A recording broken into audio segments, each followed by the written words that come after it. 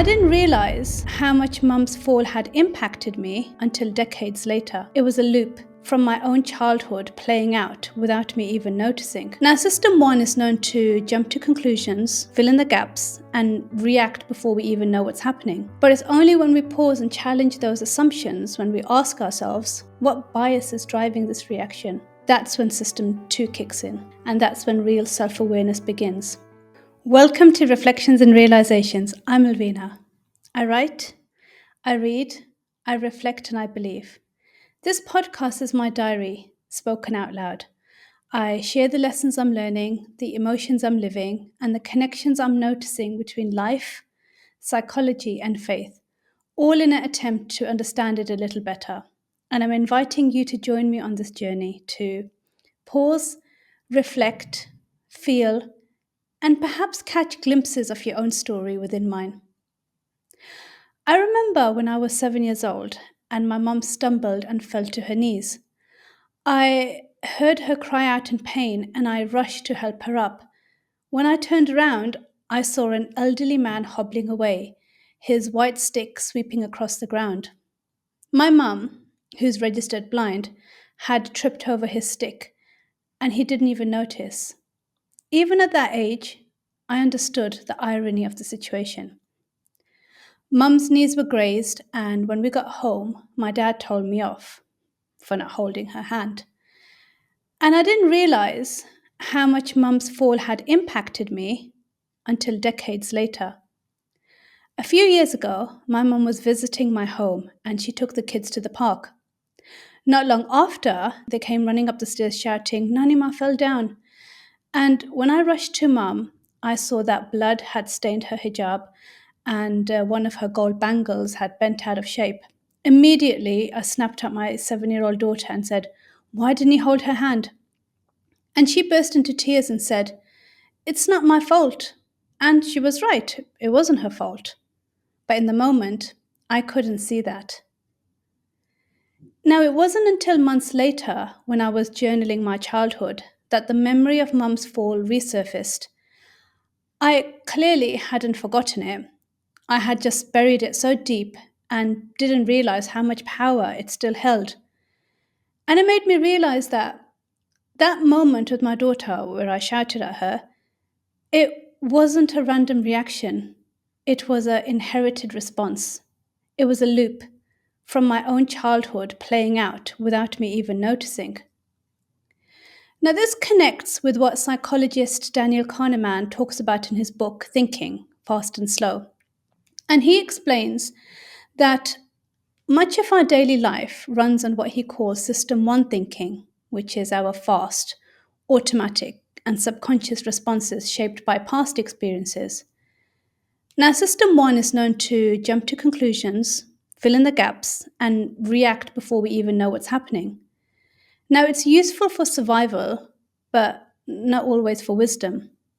And clearly, I had been parenting from System 1 on autopilot, replaying scripts I didn't even know were still running. And it made me wonder, how many other moments had I parented from a place of generational autopilot? And once I started reflecting and actually observing my parenting, the examples were everywhere. Like, I'd get irritated when the kids were slow to leave the house, always snapping at them to hurry up. And if they spilled something, I'd sigh and get annoyed instead of offering patience. And if they weren't doing something productive, I'd just call them lazy, without even pausing to ask myself, where is this even coming from?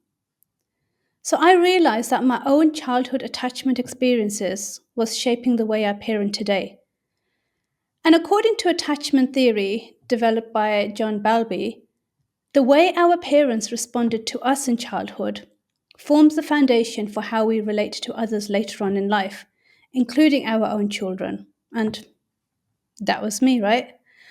When I snapped at my children for being slow or got annoyed over simple mistakes, I wasn't reacting to them. I was reacting from something unresolved inside of me. A survival response, perhaps, shaped by growing up in a home where, due to the constant pressures of life, time was tight and patience was often a luxury.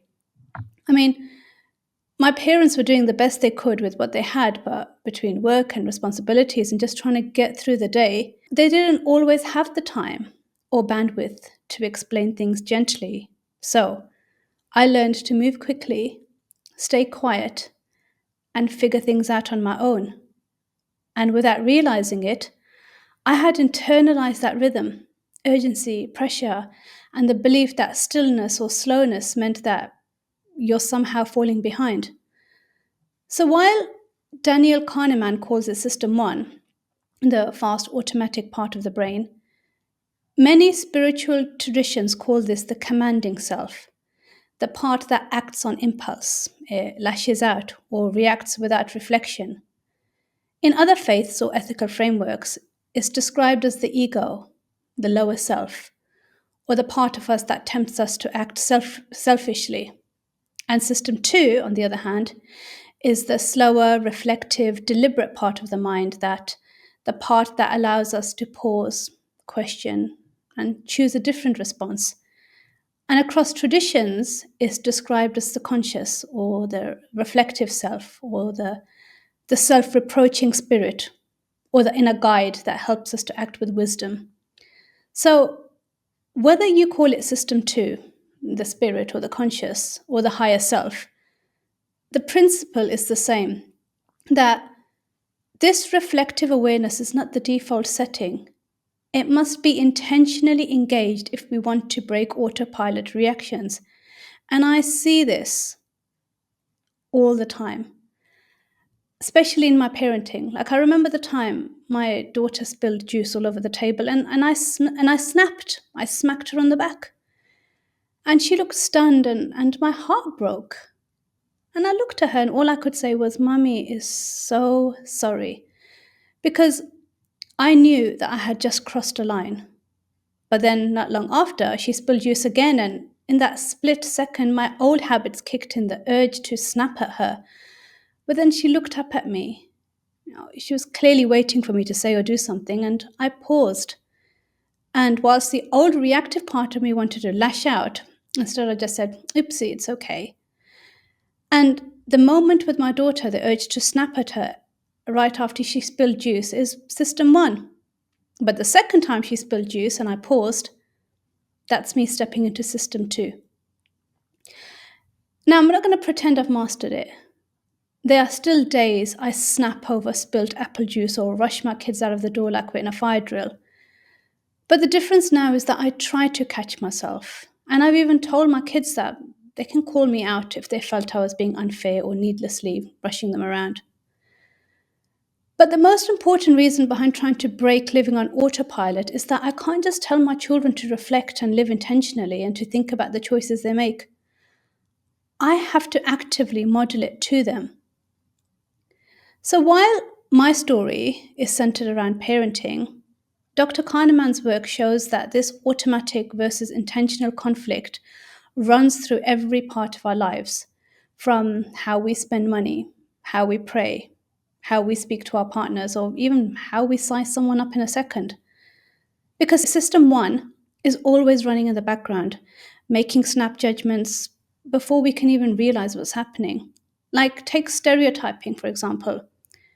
We might instantly label someone as materialistic or shallow because they're wearing an insanely expensive designer watch, without pausing to consider that it could be a gift, a family heirloom, or simply something they worked hard to afford. And that's System 1, right? It's fast, it's biased, it's lazy. But it's only when we pause and challenge those assumptions, when we ask ourselves, what bias is driving this reaction? Or why is a watch making me feel so triggered? That's when System 2 kicks in.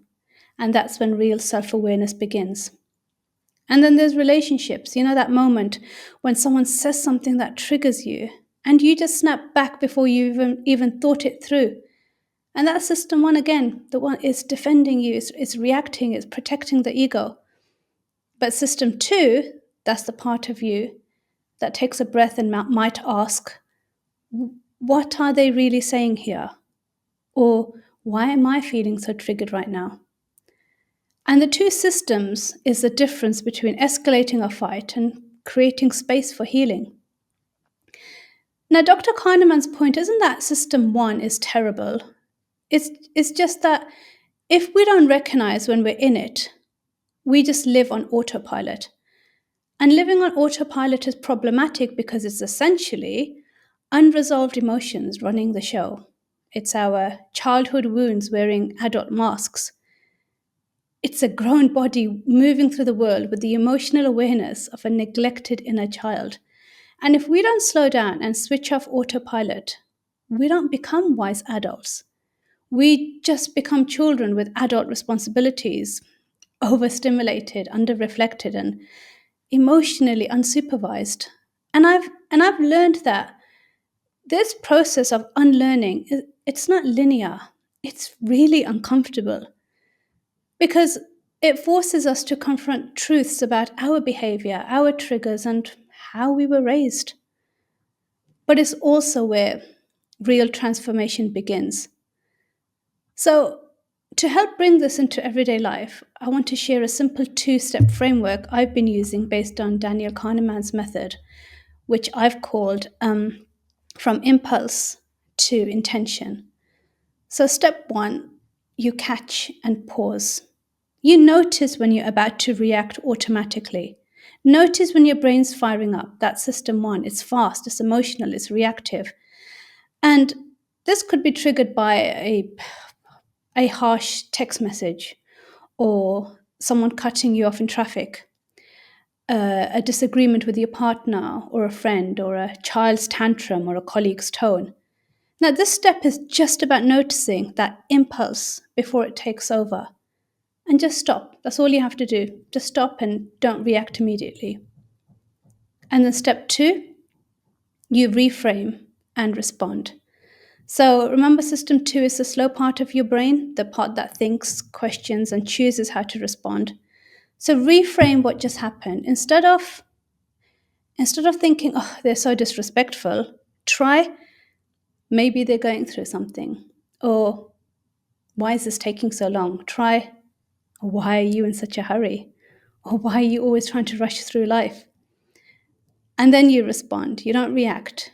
You come from a place of calm, from a place of presence and intention. And whatever you do next, whether you pause, whether you breathe, whether you set a boundary or just stay curious, make it count. Don't just react. And if you mess up, then that's human, right? Repair it if you need to, and just try to be better next time, because that's an adult's response, not a child's. Because a child avoids, it deflects, it blames. But an adult takes responsibility for their responses.